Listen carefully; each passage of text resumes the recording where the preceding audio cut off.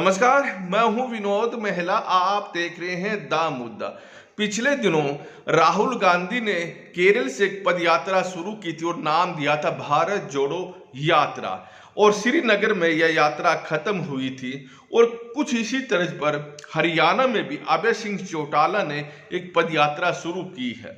हालांकि दोनों पदयात्रा में थोड़ा अंतर है, हम उस अंतर को भी बताएंगे। लेकिन जो समानता है वो है कि केंद्र में कांग्रेस पार्टी बुरी हालत में है, तो हरियाणा में इंडियन नेशनल लोकदल भी बुरी हाल से गुजर रही है। इंडियन नेशनल लोकदल के दो टुकड़े हो चुके हैं, यानी इंडियन नेशनल लोकदल से एक अन्य पार्टी परिवार के ही सदस्यों ने जेजेपी 2019 में बनाई थी। खैर, कांग्रेस की बात करें तो कांग्रेस में भी बहुत सारे नेता पार्टी को छोड़ चुके हैं और दूसरे दलों में गए हुए हैं। इस समय देखें तो राष्ट्रीय परिदृश्य पर तो भारतीय जनता पार्टी का मुकाबले में कुछ नहीं दिखाई दे रहा। खैर, आज हम बात करेंगे अभय सिंह चौटाला की पदयात्रा। क्या इस पदयात्रा से पार्टी को कोई फायदा मिलता नजर आ रहा है? और अभी तक ये यात्रा जो हम देखें तो 17वें दिन में आज प्रवेश कर चुकी है और अब तक क्या दिखाई दे रहा। अगर हम देखें तो ये यात्रा से पहले की पृष्ठभूमि देखें तो इंडियन नेशनल लोकदल 2019 के चुनाव में बुरी तरह से हारी थी। मात्र एक सीट अभय सिंह चौटाला इलाहाबाद से जीते थे। हालांकि उसके बाद जब उपचुनाव हुआ उसमें भी उन्होंने जीत हासिल की थी। लेकिन अगर पूरे हरियाणा की तस्वीर देखें तो इनेलो का वोट बैंक बहुत गिर गया था। जहां इनेलो 25% वोट बैंक पर खड़ी रहती थी, अब ये 1.5-2% के आसपास आ गया था। और इंडियन नेशनल लोकदल ने उसके बाद अगर इलाहाबाद को छोड़े तो दो उपचुनाव लड़े भी, वहां भी उन्हें वोट हासिल नहीं हुई। और 2019 में तो बहुत सारी विधानसभा ऐसी थी जहां उसके प्रत्याशियों को 1000, 2000 और 1500 के आसपास ही वोट मिले। और अगर हम देखें तो इंडियन नेशनल लोकदल की तस्वीर है वो काफी अच्छी नहीं बन रही थी। लेकिन अभय सिंह चौटाला ने जो पूरी रणनीति बनाई, विधानसभा में गूंजे, हर मुद्दे को विधानसभा में उठाया और आम जनता के बीच में बड़ा मैसेज छोड़ा, तो सबसे बड़ी रणनीति उनकी यही थी कि उन्होंने अपना घर मजबूत किया। यानी अपना जो सिरसा जिला है वहाँ मजबूती के साथ उभर कर आए हैं। और जो पंचायत के चुनाव हुए, जिला परिषद के चुनाव हुए, तो वहाँ उन्होंने अपने प्रत्याशी उतारे, पार्टी चिन्ह पर भी उतारे और काफी प्रत्याशी को जिताने में सफल भी रहे और अपने बेटे कर्ण चौटाला को जिला परिषद सिरसा का चेयरमैन बना दिया। और उसके बाद अब जब 2024 में चुनाव होने जा रहे हैं, उससे ऐन वक्त पहले ही उन्होंने पदयात्रा शुरू कर दी। और ये पदयात्रा वही उसी तर्ज पर जैसे राहुल गांधी ने शुरू की थी, उसी तर्ज पर ये शुरू की है। और 24 फरवरी को यह पदयात्रा शुरू हुई थी मेवात का जिले से। और मेवात जिले में एक सिंगार गांव है और इस गांव में करीब 18,000 के आसपास वोट हैं जब ये पहले दिन ये पदयात्रा शुरू की। लेकिन जबरदस्त इसको हम कह सकते हैं कि यहाँ लोग बड़ी संख्या में उमड़े। और उसके बाद इस गांव से जब ये यात्रा चली तो लोगों ने बड़ा स्वागत किया।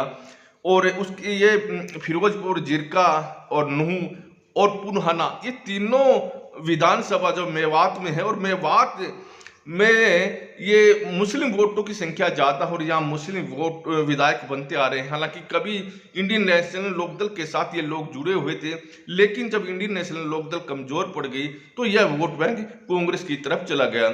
आपको मालूम है कि भारतीय जनता पार्टी की तरफ यह वोट बैंक नहीं जाता। उसके बाद अथीन में ये पदयात्रा गई है और इसमें अथीन में क्या है, जाटों की वोट अच्छी खासी है और मुस्लिम वर्ग की भी वोट बराबर ही है। ऐसे में ये जो अथीन है, यहाँ पर भी इंडियन नेशनल लोकदल मजबूत भी रही है और कांग्रेस के साथ मुकाबला होता भी रहा है। होडल, पलवल, पृथला, इन विधानसभाओं में जब से इंडियन नेशनल लोकदल कमजोर पड़ गई तो यहाँ कांग्रेस मजबूती की तरह दिखाई दे रही थी और पिछले चुनाव में देखा भी गया है।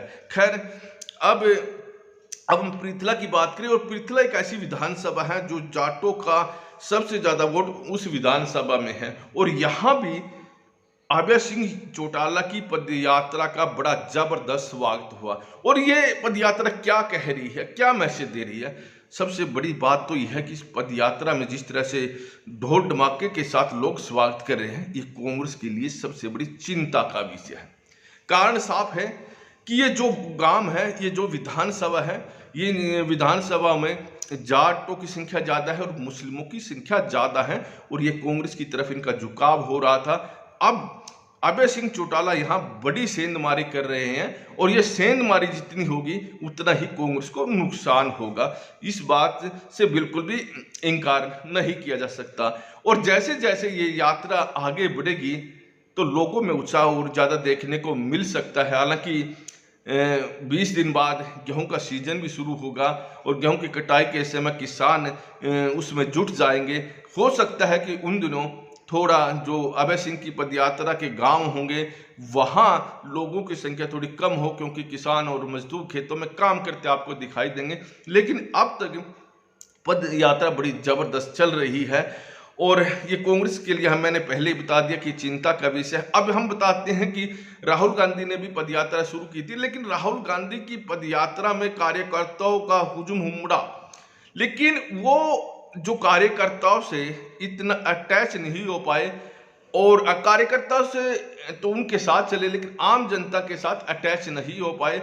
रस्सों के बीच वो चलते थे, हाथ हिलाते थे, लोग उनके साथ भागते थे, दौड़ते थे, लेकिन कोई बड़ा मैसेज वो दे नहीं पाए, इसमें भी कोई संदेह नहीं है। लेकिन जो अभय सिंह चौटाला की पद यात्रा है ये थोड़ा दूसरी हटके, ये गांव के चौपालों में जा रहे हैं, जनता के बीच में जा रहे हैं और लोगों के बीच में जाकर जहां अपने पार्टी की नीतियां बता रहे हैं और बता रहे हैं कि कैसे उनकी जो पार्टी पीछे कमजोर हुई, क्यों हुई और मौजूदा जो भारतीय जनता पार्टी की सरकार है क्या क्या कारनामे कर रही है, ये सब और अपनी जो भविष्य की रणनीति है उसके बारे में भी अभय सिंह चौटाला जनता के बीच रख रहे हैं और जनता का जुड़ाव भी उनके साथ हो रहा है।